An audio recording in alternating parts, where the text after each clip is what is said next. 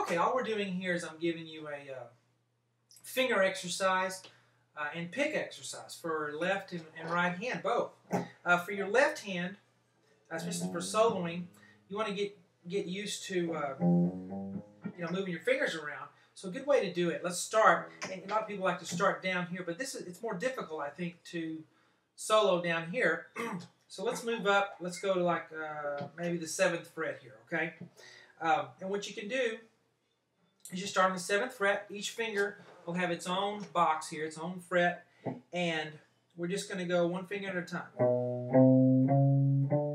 See what I did? And notice I'm adding a finger every time. I'm not lifting up the one I just played and playing it like piano. You don't want to do that. You want to keep the fingers down. Okay? And then go to the next string, the A string, and do the same thing. And then to the...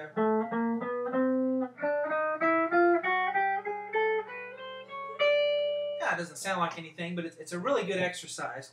And you just want to take it slow and...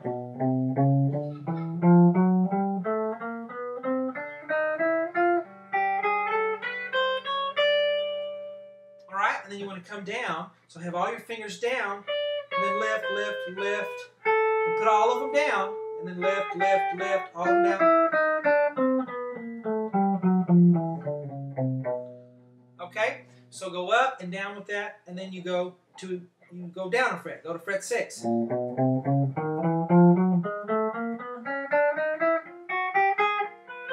may think, well, why can't I just stay in one fret? Why do I have to move around the neck? Because the frets are different sizes, right? As you get farther and farther to the right, the frets are closer and closer together. And because of that, you want to be able to get used to that feel, because it's going to be different. And finally, you get down here to 1.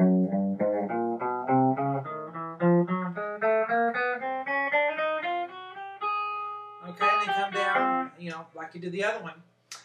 So that's a good exercise for left hand. Now for the right hand, the pick, you want to really get used to alternate picking. So a good way to do that is just to start on the E string. Don't worry about your left hand because we're working our picking right now. We're just going to go. And it's more of a, like that instead of a, you don't want to do that. It's all, it's like your hand and your forearm and everything is just one joint, and it's just going back and forth like that, and you want to just go 1, 2, 3, 4, 5, 6, 7, 8. Again, holding the pick with 2 fingers because when you strum you want to use 3, but for picking detail stuff we want to use just your thumb and your forefinger. Go to the A string. Go to the D string,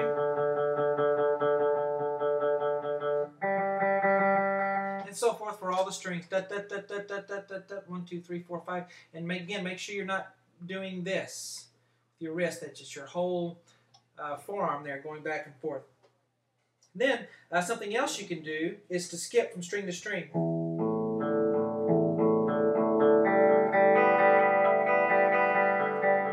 So I'm doing groups of 3.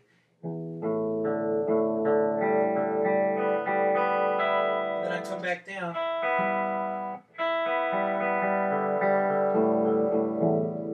All right, and that's just, I don't know if you could see that, but I'm just doing groups of 3. And then I come back down 1 string, and then go up 3, and then come back down 1, come back down 1, and then come down the same way. Okay, so that's another good way for the picking. That's stuff can be boring, but it's really helpful if you just spend a little bit of time doing it. Spend most of your time playing, fun stuff and chords and stuff you like to do, and spend a little bit of the time with these little exercises and stuff like that.